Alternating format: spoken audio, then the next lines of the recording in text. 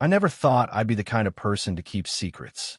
My whole career was built on transparency, publishing findings, sharing data, contributing to the collective understanding of our planet. But what I found in Antarctica, that changed everything. Some discoveries aren't meant to be shared. Some truths are too dangerous to speak aloud. My name is Dr. David Chun, and I'm a glaciologist. Was a glaciologist. I don't know what I am anymore after what happened down there. Before Antarctica, I spent 15 years studying ice cores, analyzing climate data, piecing together the Earth's ancient history one frozen sample at a time. It was methodical work, predictable, safe. I liked it that way. The expedition was supposed to be routine. A privately funded research mission to investigate unusual formations detected deep beneath the Antarctic ice sheet. The satellite imagery showed something impossible. Massive pyramid-shaped structures buried under miles of ice, their geometric precision too perfect to be natural. The corporation funding us, Helix Dynamics, was vague about their true intentions, but they promised substantial funding and a chance to make history. There were 8 of us initially. Dr. Marcus Webb led the team, a veteran polar researcher with 20 years of experience in extreme environments. He had a face weathered by countless expeditions, eyes that had seen things most people couldn't imagine, and a quiet confidence that made you feel safe even when you shouldn't. Then there was James, our drilling engineer, a massive bear of a man from Norway who'd worked on oil rigs in the Arctic. He didn't talk much, just maintained the equipment with an almost obsessive dedication. Dr. Yuki Tanaka was our seismologist, brilliant but anxious, constantly checking her instruments and muttering about the impossible readings we were getting. Rebecca, our communications specialist, was young and eager, fresh out of grad school and thrilled to be part of something significant. Thomas handled logistics, food, supplies, emergency protocols. He was former military, methodical and calm. Dr. Dmitry Volkov was our biologist, there to analyze any microbial life we might find. And finally, there was Hans, our medic and survival expert, a quiet German who'd survived 3 Antarctic winters. We landed at the coordinates on a gray morning when the sun hung low on the horizon. The wind was vicious, cutting through our gear like knives. The ice stretched endlessly in all directions, a white void that swallowed sound and hope. We established base camp quickly, but that first night, as I lay in my sleeping bag listening to the wind howl, I heard something else. A low hum, barely audible, vibrating through the ice beneath me. I told myself it was just the equipment, but deep down I knew it was something else. The excavation began the next morning. We'd brought thermal equipment to melt through the ice layers, following the coordinates to where the satellite had detected the pyramids. It took 3 days of constant work before we broke through to the first structure. It was massive, easily 300 feet tall, made of a black stone that seemed to absorb light. The surface was perfectly smooth, covered in intricate carvings that looked almost like circuitry. As we cleared more ice away, we found more pyramids, an entire complex of them arranged in a precise geometric pattern. "This is impossible," Yuki whispered, running her gloved hand over the stone. "These shouldn't exist. Nothing like this should be here." "But it is," Marcus said, his voice tight with barely contained excitement. "And we're going to document every inch of it." We found an entrance on the 3rd day, a massive doorway sealed with what looked like metal, though it was unlike any metal I'd ever seen. The surface rippled like liquid when we touched it, but it was solid, cold, ancient. James worked on opening it while the rest of us took samples and measurements. The readings were wrong. The magnetic fields are distorted, the temperature fluctuations made no sense, and there was that constant hum, growing louder the longer we stayed.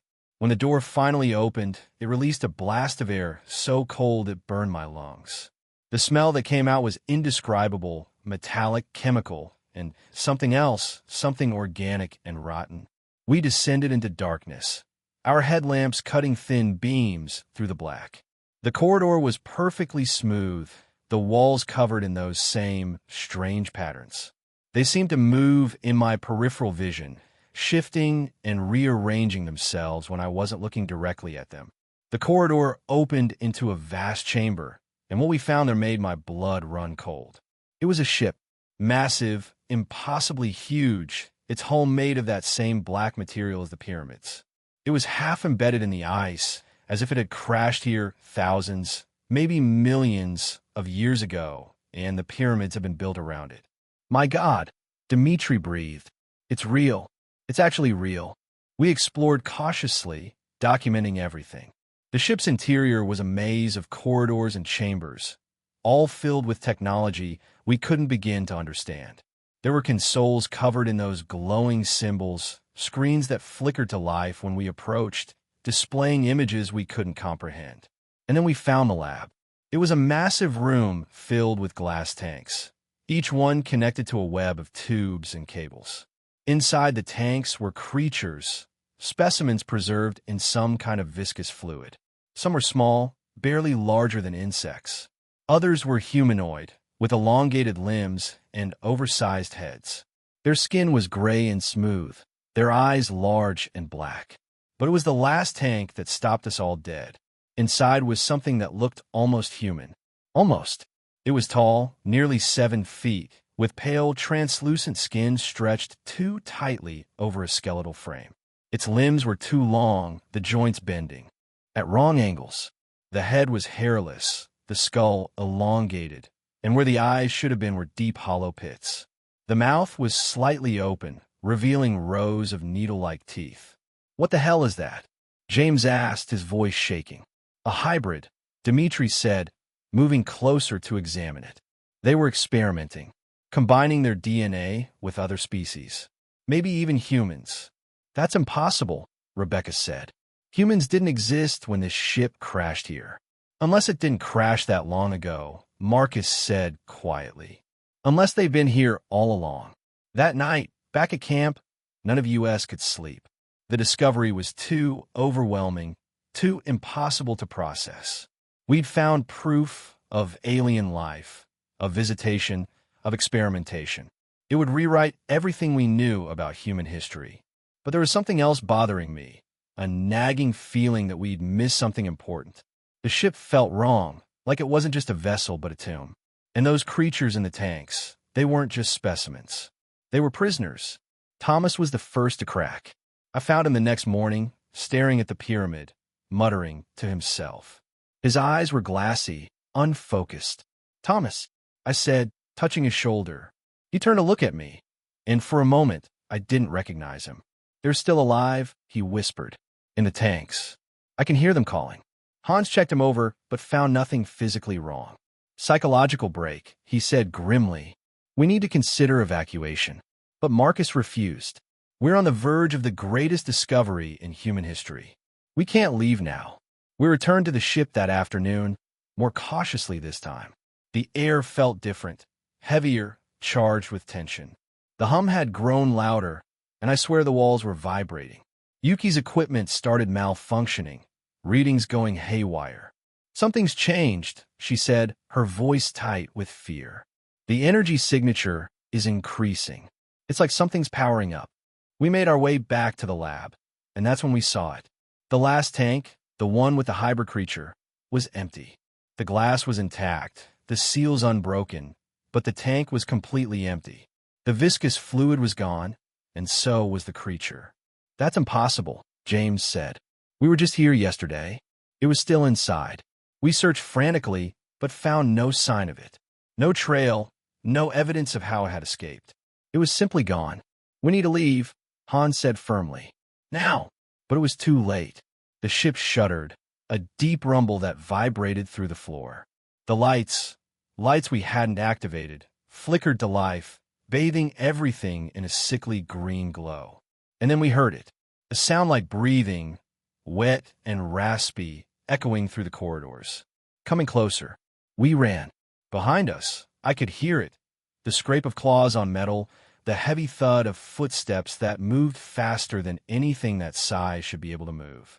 We fled through the twisting corridors, the ship seeming to rearrange itself around us, leading us deeper instead of out. Thomas fell behind. We heard his scream, cut short, and then a terrible, wet, tearing sound. None of us looked back. We burst out of the ship and into the pyramid complex, but the creature followed. I caught a glimpse of it in the beam of my headlamp. Pale skin, too many joints, those hollow eye sockets, and a mouth that opened impossibly wide. The pyramid complex was massive, a labyrinth of chambers and corridors. We scattered, trying to confuse it, trying to find a way out. But it was hunting us, stalking us through the dark with intelligence that was terrifying. Rebecca was next. We heard her calling for help, her voice echoing off the stone walls. By the time we found her, there was nothing left but blood on the ice and her headlamp, still glowing. We regrouped in one of the chambers, barricading the entrance with equipment. 7 of us had entered the pyramid complex. Now there are only 6. "What the hell is that thing?" James asked, his hands shaking. "A weapon," Dimitri said quietly. "They weren't experimenting to create life. They were creating soldiers. Hunters." "And we woke it up," Marcus said, his face pale. "The creature attacked again that night. It tore through our barricade like it was paper. Yuki tried to run, but it was on her in seconds." Her screams echoed through the chamber, getting weaker and weaker until they finally stopped. 5 of us left. We fled deeper into the pyramid complex, looking for another exit, any way out. The structure seemed endless, chambers leading to more chambers, corridors that twisted back on themselves. And always behind us we could hear it, breathing, hunting, getting closer. Dimitri found the control room. It was a vast chamber filled with alien technology, screens displaying images of Earth from space, of the pyramids, of the ship. And in the center was what looked like a containment system, a series of tubes and cables leading down into the ice. "They were keeping it here," Dimitri said, studying the displays. "The ship was a prison, and we broke the seals. Can we stop it?" Marcus asked desperately. Dimitri shook his head. "I don't know. I don't understand any of this." That's when James made his decision. "I'll hold it off," he said, grabbing a thermal drill. "You find a way out." "James, no," I started, but he was already moving toward the entrance. "Go," he shouted. We ran, hearing the sounds of the fight behind us. James shouting, the creature shrieking, the terrible sounds of violence. And then silence. 4 of us left. We found another exit, a passage leading up toward the surface. But as we climbed, Han stopped, his face going pale. "Something's wrong," he said. "My legs, I can't feel them." We looked down and saw his feet were turning black, frostbite spreading impossibly fast. The temperature had dropped drastically, the cold so intense it burned. "Leave me," Han said. "I'm dead anyway. Just go." Marcus and I carried him as far as we could, but he was right. The cold was killing him, spreading through his body like poison. He died in our arms, his last words a warning. "It's not just one. There are more." In the ice. 3 of us left. We emerged on the surface to find a blizzard had rolled in, the wind so strong we could barely stand. The base camp was miles away, and night was falling. We had to move fast, or we'd freeze. But Marcus had changed. His eyes had that same glassy look Thomas had, and he was muttering under his breath. "We can't leave," he kept saying. "We have to go back. They're calling us back." "Marcus, snap out of it," I said, shaking him. He looked at me, and I saw madness in his eyes. "Don't you hear them? They're singing. It's beautiful." He turned and started walking back toward the pyramids. Dimitri tried to stop him, but Marcus shoved him away with unexpected strength and disappeared into the blizzard. 2 of us left. Dimitri and I ran. We ran through the storm, through the dark, following our GPS back toward base camp. Behind us, we could hear them, not just one creature but many, their calls echoing across the ice. "They were all in the ship," Dimitri gasped as we ran. "All those tanks. They're all awake now." We were maybe a mile from camp when Dimitri fell. He'd stepped on thin ice, and it gave way, plunging him into freezing water. I grabbed his hand, tried to pull him out, but something pulled back. Something in the water. I saw it for just a second. Another creature, pale and twisted, its mouth full of teeth. It pulled Dimitri under, and he was gone. 1 left. I made it to base camp and immediately called for emergency extraction.